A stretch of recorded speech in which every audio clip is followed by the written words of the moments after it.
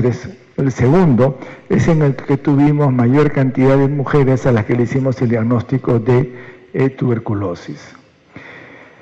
En las mujeres que tenían tuberculosis inactiva, ¿en qué mes tuvieron la recaída? Vean ustedes, acá tenemos en el momento de la gestación y en el momento del parto.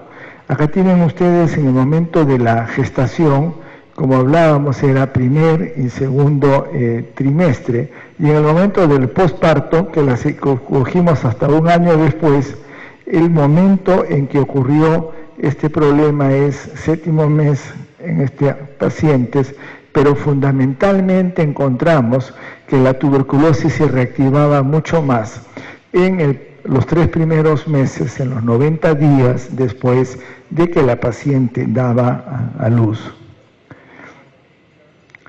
En esa época, no se rían los que no tienen canas, el tratamiento que usábamos para la tuberculosis en el Perú era estreptotiacetasona y isoniazida. La tiacetasona y la isoniazida combinadas en la tableta que se conocía como Diateven y en la que duraba 2 meses la primera fase, y la segunda fase les dábamos estreptoisoniazida. Como todos sabemos, este es un esquema poco potente, en que finalmente uno logra curar a lo largo del tratamiento entre el 80 y 85% de las personas que reciben este tratamiento. Entonces, lo que nosotros aquí podemos presentarles es qué ocurría cuando estas personas tenían menos de 1 año de tratamiento. Lo que ocurría es que el grupo que tenía menos de 1 año de tratamiento, que fue un grupo menor que aquellas que tuvieron más de 1 año, reactivaron más que los que no reactivaron, una significancia estadística. Y otra de las cosas que siempre nos preocupó a nosotros es ¿qué pasa con las mujeres que quedan con cavidades en la radiografía de tórax? Les digo que este estudio es irrepetible porque yo tuve que leerme todas las radiografías de tórax de estos pacientes y buscar las placas. Solo perdimos 6 casos de todas las 191 pacientes en cuanto a radiografías. Y fíjense, las que tenían lesiones cavitarias reactivaron mucho más al momento del alta, cavidades al momento del alta, reactivaron más con la gestación que las que quedaban sin lesiones cavitarias. Y el otro punto que siempre uno debe de pensar es si el paciente tomó regularmente el tratamiento. Reactivaron mucho más aquel grupo de mujeres que tomó irregularmente el tratamiento. ¿Y qué pasó cuando juntamos las 3 condiciones? Que muchos de nuestros pacientes, tanto varones como damas, tienen este problema. Aquellas personas que tenían cavidades, tratamiento irregular y menos de 1 año de tratamiento, o sea, menos del tiempo necesario para curar, y miren la variabilidad, reactivó la mayoría de los que estaban en este pequeño grupo. El grupo de pacientes que recibió tratamiento para la tuberculosis durante la gestación, porque hubo gente a la que no se le dio tratamiento, lo que sucedió es, como es lógico, es una verdad de perogrullo, las personas que no recibieron tratamiento tuvieron mayor porcentaje de terminar teniendo una mala evolución o una evolución estacionaria, y lo contrario ocurrió entre aquellas que habían recibido el tratamiento. Acá tenemos la mortalidad de las mujeres. Fuimos a ver la mortalidad de las mujeres comparando con mujeres de edad semejante de los pacientes que atendíamos en el programa de control de tuberculosis. Aprovecho acá para hacer una pequeña publicidad. Hoy día se discute, se habla mucho, nos rasgamos los pelos, jalamos las vestiduras, tuberculosis, MDR, XDR, la gente no se cura. Nosotros en Cayetano, en nuestro pequeño hospital, tenemos un programa que ha cumplido este año 40 años de existencia.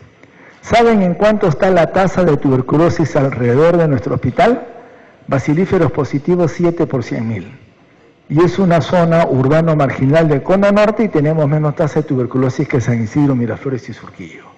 Entonces, acá tenemos que la mortalidad en las personas mujeres que salen gestando es 3 veces más que las personas del programa, y si la tuberculosis es activa, la mortalidad también en el mismo porcentaje. Miren, en cuanto al producto, no hay diferencia en la prematuridad pero los niños son de menor peso. ¿Por qué? Porque los niños llegan a término, pero sin embargo, en este grupo de estudios, pero sin embargo son pequeños para edad gestacional.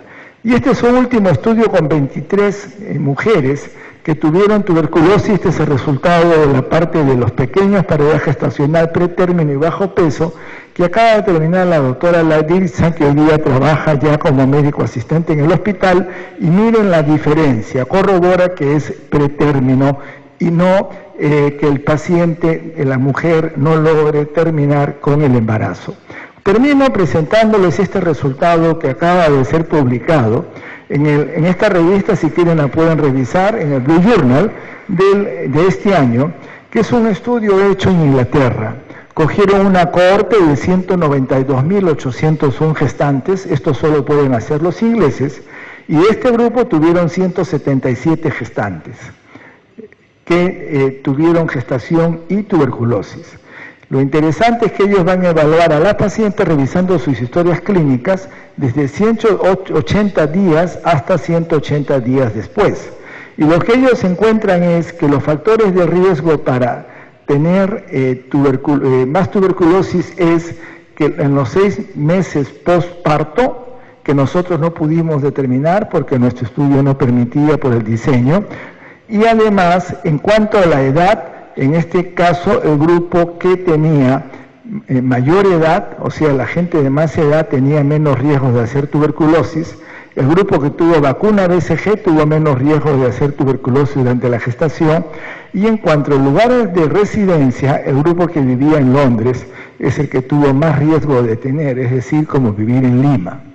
Y además de esto, en cuanto a pobreza, el quintil se dividió de 1 a 5, quintil 1 los más ricos, los que estamos acá, quintil 5 los más pobres, y como es totalmente lógico, el riesgo de tuberculosis durante la gestación y en general aumentó conforme fue la persona siendo más pobre.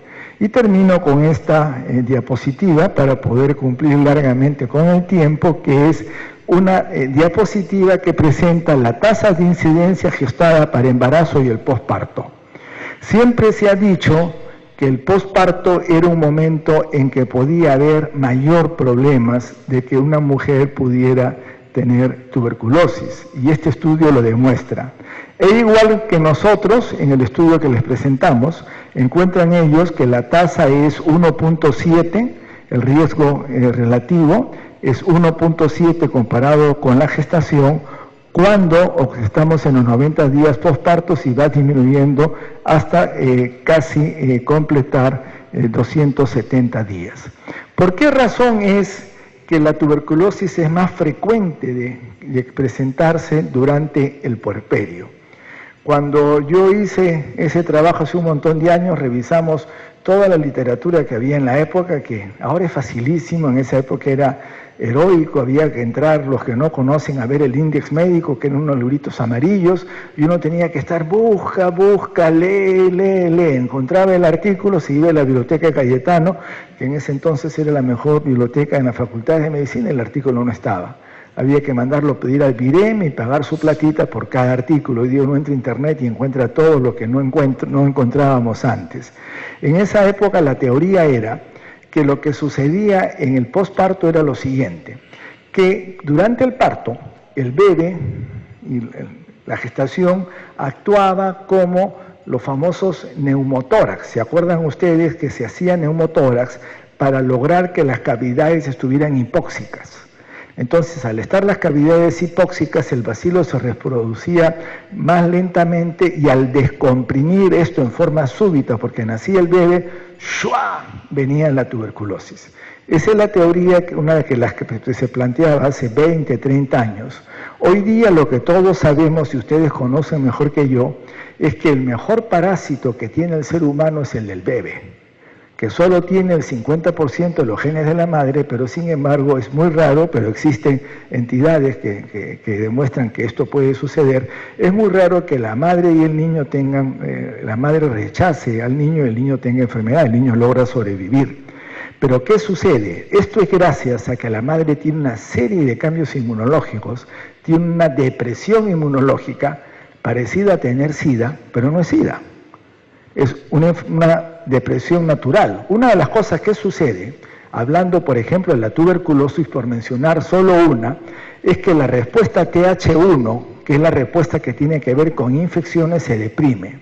Y por ejemplo el macrófago, que es el que va a coger al Mycobacterium y lo va a terminar de destruir con todo el proceso de activación que ocurre, exposición, etc., que no entramos porque la haríamos muy larga, este Mycobacterium no tiene una respuesta TH2 sino una respuesta TH1.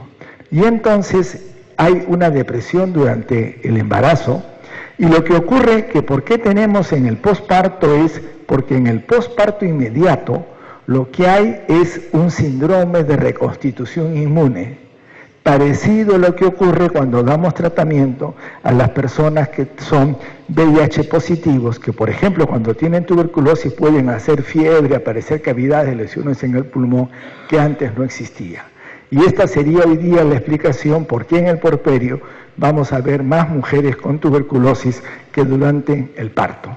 Termino a todos haciéndole una exhortación que por favor, a ver si los obstetras y los neumólogos y todos los médicos del país trabajamos juntos para poder bajar la frecuencia de tuberculosis entre las gestantes. La última vez que yo revisé, esta cifra no la baja ni mi abuela, no me pregunten por qué. Es 1000 gestantes por año hacen tuberculosis, de las cuales un grupo de ellas mueren, porque hasta ahora sigue siendo, salvo complicaciones relacionadas al propio embarazo y al parto, la complicación que mata a más personas, como ustedes saben, a más mujeres gestantes, es la tuberculosis, y por eso es tan importante que todos nosotros levantemos nuestras antenas para poder diagnosticar y tratar a los pacientes que, como han visto, con tratamiento todas van muy bien. Muchas gracias por su paciencia y por su atención. Agradecemos al doctor Roberto Achinelli por su exposición. En relación a las preguntas, se harán durante el intermedio. Devolvemos la mesa a la doctora Lucy López, quien se encargará de la entrega de los diplomas respectivos. Doctor Andrés Calle.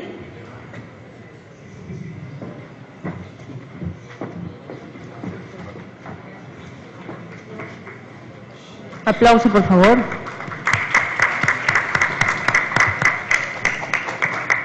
Doctor Manuel Purizaca.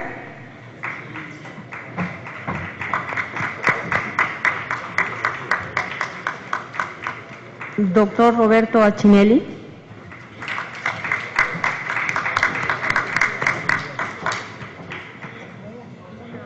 Les invitamos al auditorio a pasar a un coffee break.